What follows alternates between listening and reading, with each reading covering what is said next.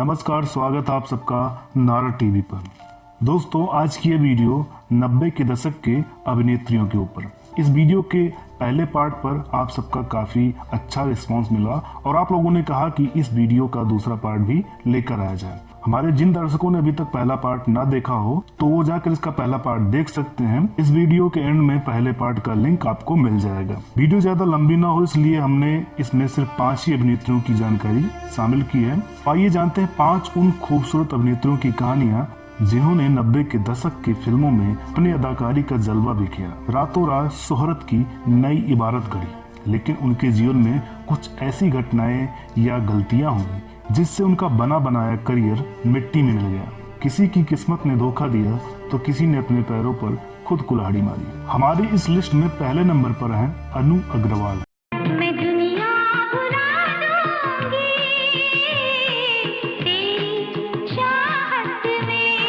उन्हें देखकर कभी यह गीत जमाने के होठों पर तैरा करते, पर आज इस दुनिया ने उन्हें भुला दिया है। शोहरत की बुलंदी से गुमनामी तक का उनका सफर बहुत ही दर्दनाक है, लेकिन समय से उनकी लड़ाई हमें इंस्पायर भी करती है। कहते हैं 1990 में आई फिल्म आशिकी ने लोगों को प्यार करने का एक नया स्टाइल सिखाया था। आज भी उस फिल्म के गीत सुनते ही हम एक अलग ही दुनिया में चले जाते हैं। 11 जनवरी 1969 को दिल्ली में पैदा हुई अनु अग्रवाल उस समय दिल्ली यूनिवर्सिटी से सोशल साइंस की पढ़ाई कर रही थी जब महेश भट्ट ने उन्हें अपनी आने वाली म्यूजिकल फिल्म आशिकी में पहला ब्रेक दिया। यह फिल्म जबरदस्त कामयाब रही और महज 21 वर्ष की उम्र में एक्टिंग की दुनिया में कदम रखने वाली अनु ने पहली ही फिल्म से अपनी मासूमियत, संजीदगी और बेहतरीन अभिनय से लोगों को अपना मुरीद बना लिया था।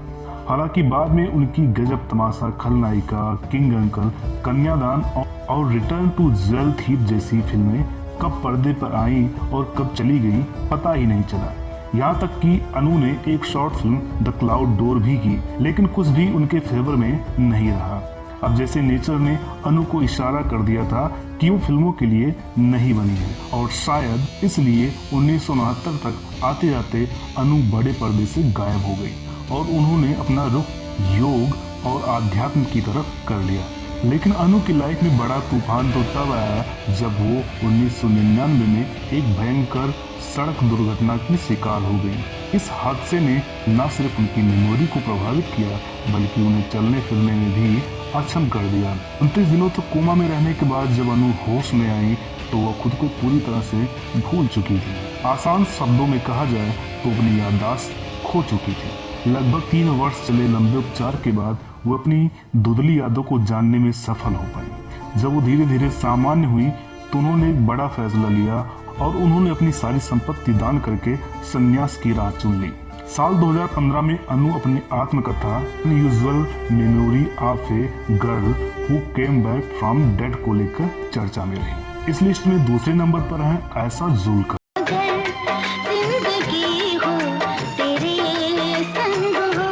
90 के दशक की एक्ट्रेस आयशा जुल्का का जन्म 28 जुलाई 1972 को श्रीनगर में हुआ था। आयशा ने केवल 11 साल की उम्र में 1983 में आई फिल्म कैसे कैसे लोग से डेब्यू किया था। उन्होंने अपने 27 साल के करियर में करीब 52 फिल्में की। आयशा जुल्का ने फिल्म जो जीता वही सिकंदर में आमिर खान की बचपन की दोस्त अंजलि का रोल निभाया था। फिल्म में आयशा के किरदार को लोगों ने खूब पसंद किया। उनकी मुख्य फिल्मों में बलमा, रंग, वक्त हमारा है, दलाल शामिल हैं। आयशा जुल्का का नाम कई एक्टर्स के साथ जुड़ा।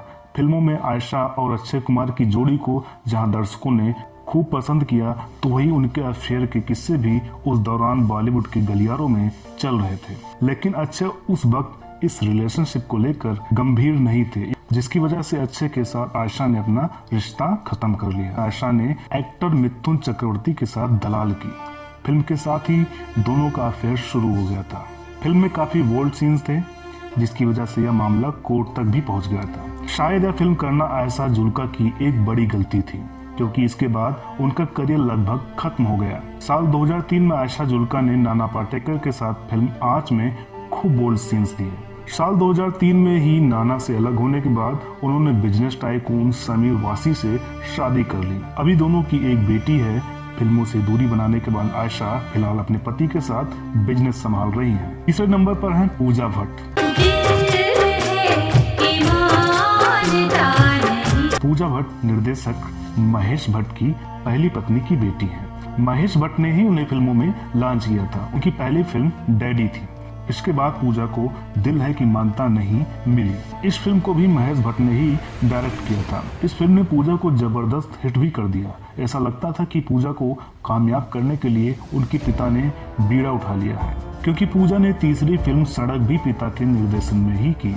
लेकिन इससे पहले उनके हाथ से एक बहुत बड़ा मौका निकल गया था और ये मौका था फिल्म आशिकी का। पूजा को उनके पिता ने ये फिल्म ऑफर की थी, लेकिन उस वक्त रहे उनके बॉयफ्रेंड ने साफ मना कर दिया कि वह फिल्मों में काम ना करें। उन्होंने धमकी दी कि अगर उन्होंने फिल्में नहीं छोड़ी तो पूजा से शादी नहीं करेंगे। हालांकि उनका रिश्ता बाद में टूट गया तो पूजा ने फिल्म सड़क से वापसी की, लेकिन तब तक उनके हाथ से फिल्म आशिकी जा चुकी थी। ये सभी जानते कि महेश भट्ट अपनी बेटियों से कितना प्यार करते हैं, लेकिन पूजा के साथ रिलीज हुई एक आपत्तिजनक तस्वीर ने मानो सारे ख्याल बदल दिए। महेश भट्ट और पूजा ने एक मैगजीन का फोटो शूट कराया था।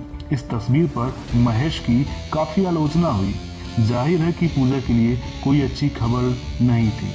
इतना ही काफी नहीं था कि महेश के एक बयान ने आग में घी डालने का काम किया। महेश भट्ट हमेशा ही अपना दिल खोलकर बात करने के लिए जाने गए थे, लेकिन बेटी के लिए उनके मुंह से निकले वो शब्द सुनकर मानो सबको झटका लग गया था। महेश ने पूजा के लिए कहा था कि अगर पूजा उनकी बेटी ना होती तो वो उनसे शादी कर लेते। एक पिता का अपनी बेटी के लिए ऐसा कहना सभी को अजीब लगा।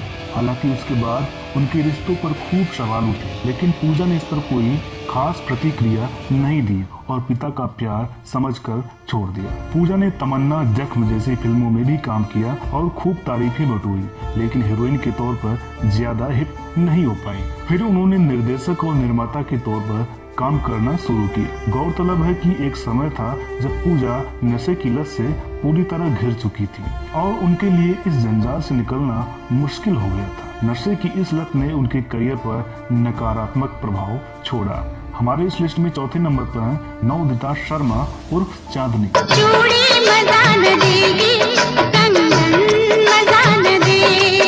जिन्होंने सलमान के साथ फिल्म सनम बेवफा में काम किया था। चांदनी की ये पहली फिल्म थी और जबरदस्त हिट रही थी, लेकिन इस हिट का स्वाद वो अपने फिल्मी करियर में फिर कभी नहीं ले पाई, क्योंकि इसके बाद उनकी जो भी फिल्में आई वो चांदनी को बॉलीवुड में स्थापित नहीं कर पाई। इसकी वजह से चांदनी ने बॉलीवुड को अलविदा कह दिया, लेकिन वो कभी फिल्मों के लिए अपने मुंह को त्याग नहीं पाई।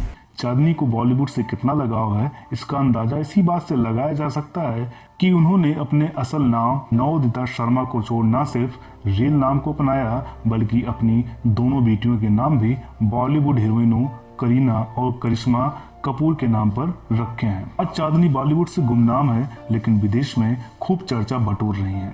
फिल्मों और चकाचौंध से कोसों दूर चांदनी अब एक डांस टीचर बन गई है। कम ही लोग जानते हैं कि चांदनी 5 साल की उम्र से ही मॉडर्न और क्लासिकल डांस की ट्रेनिंग कर रही थी, लेकिन उन्होंने फिल्मों को चुना। फिल्मों में चांदनी ने नए आयाम गढ़ने के सपने सजोए, लेकिन एक हिट के बाद उनका सपना तब टूट गया जब बाद में कोई फिल्म नहीं चली। लेकिन चांदनी घबराई नहीं और खुद को गुमनामी में जाने से बचाने के लिए अपने डांस के सपने को साकार किया। चांदनी बेशक आज बॉलीवुड के लिए एक गुमनाम हीरोइन है, लेकिन इंटरनेशनल लेवल पर चांदनी एक जाना माना नाम है। और हमारे इस लिस्ट में 5वें नंबर पर है फराह नाज।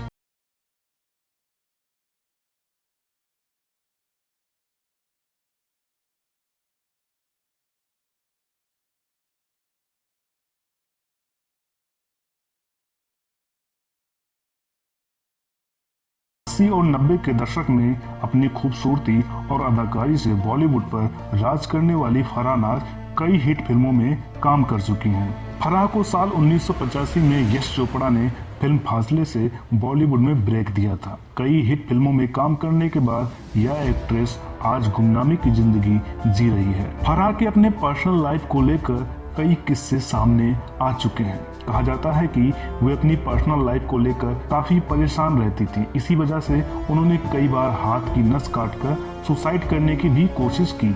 साल 1996 में फरहान ने दारा सिंह के बेटे बिंदु दारा सिंह से शादी की थी। बताया जाता है कि दोनों की मुलाकात एक फिल्म के सेट पर हुई थी।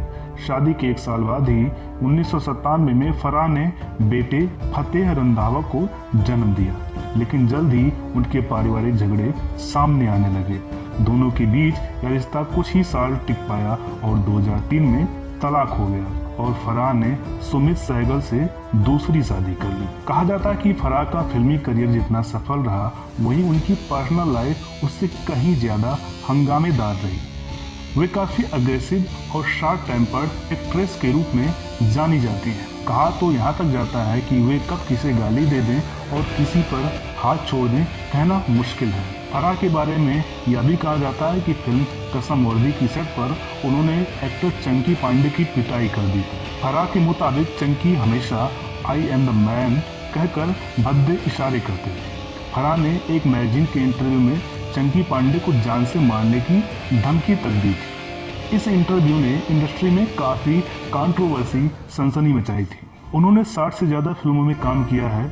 कई सारी हिट फिल्मों में नजर आ चुकी बॉलीवुड की ये एक्ट्रेस साल 2005 के बाद गुमनाम हो गई।